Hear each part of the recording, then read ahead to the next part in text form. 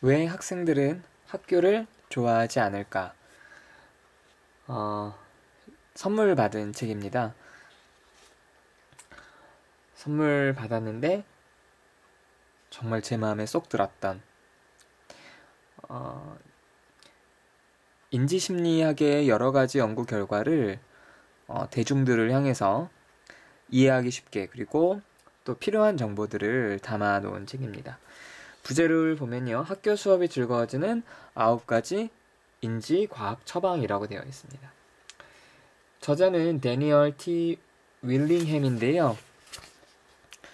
저자 소개를 좀 보시면 듀크 대학교에서 전공하고요. 학부를 나왔고 하버드대에서 인지심리 박사를 받았고 현재는 버지니아 대학교에서 학생들을 가르치고 있다고 합니다. 그리고 여러 가지 연구 활동뿐만 아니라 글쓰기 작업도 대중들을 향해서 하고 있다고 소개가 나와 있습니다.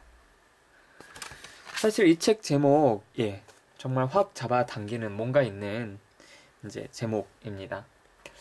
이 책의 번역자는 문희경 씨인데요. 문희경 씨는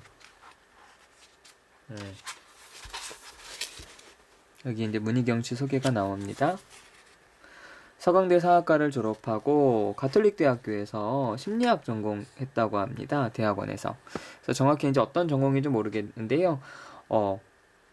여러 가지 심리 관련 저서들을 번역한 걸로 나와 있습니다. 심리학을 전공한 이제 석사 과정에서 전공한 것 같은데요. 어쨌든 심리학을 전공한 역자가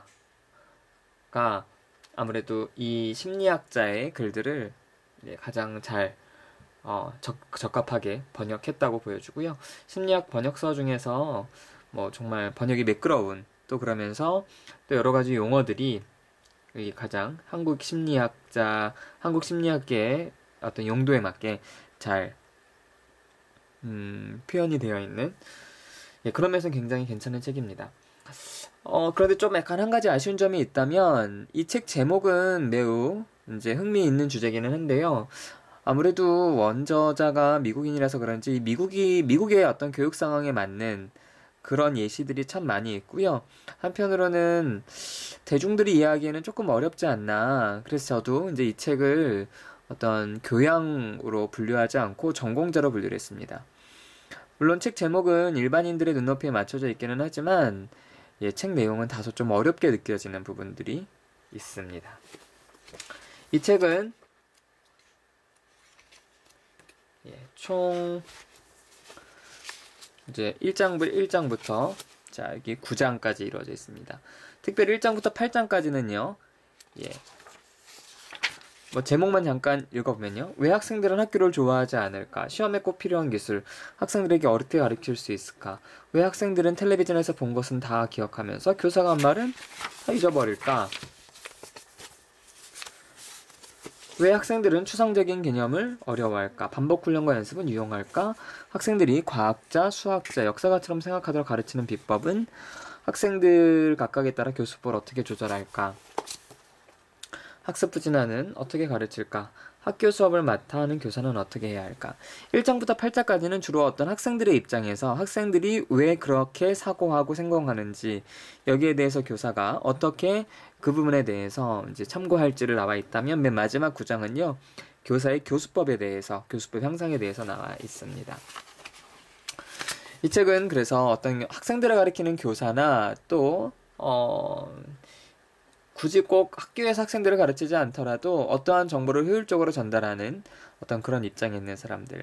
한편으로는 공부를 하는 학생들의 입장에서 읽으면 참 좋을 책입니다. 물론 어떤 좀 내 책의 내용이나 구성이 그렇게 쉽지만은 않다는 거. 제가 좀 아까 말씀드린 바와 같습니다. 제가 이 책을 읽으면서 한편으로는 와, 그렇구나, 라는 생각도 들었고요. 아, 역시 그래, 맞아, 그렇지라는 생각이 들었던 게 바로 처음에 나와 있는 부분입니다. 자, 여기 보시면요. 뇌는 생각하는 용도로 설계되지 않았다. 그러면서 이 저자는 뭐라고 말하고 있냐면요. 이렇게 말하고 있습니다. 뇌의 여러 가지 기능 가운데 생각이 가장 뛰어난 기능은 아니다. 예를 들어 뇌는 시각과 운동 기능도 관장하는데 그 기능들은 생각하는 기능보다 훨씬 효율적이고 믿을 만한 방식으로 작동한다. 뇌의 실제적인 영역 가운데 대부분이 보고 움직이는 활동에 관여하는 것도 우연이 아니다. 라고 얘기를 하면서 인간의 사고 능력은 생각보다 뛰어나지 않다라고 얘기를 합니다.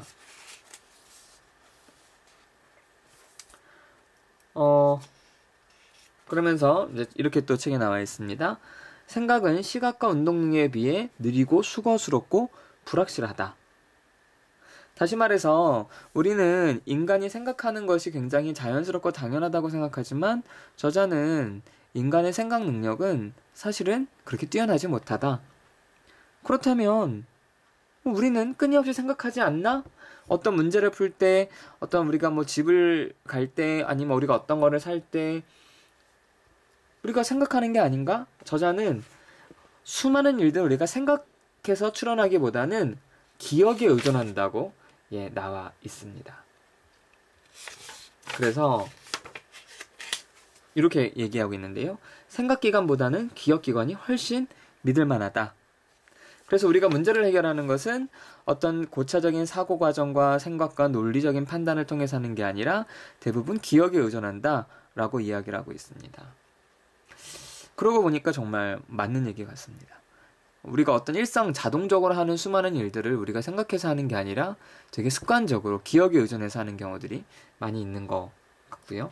또 실제로 뇌가 어떤 우리의 시각과 운동 기능에 더 많은 영역을 할애한다는 것도 맞는 얘기입니다.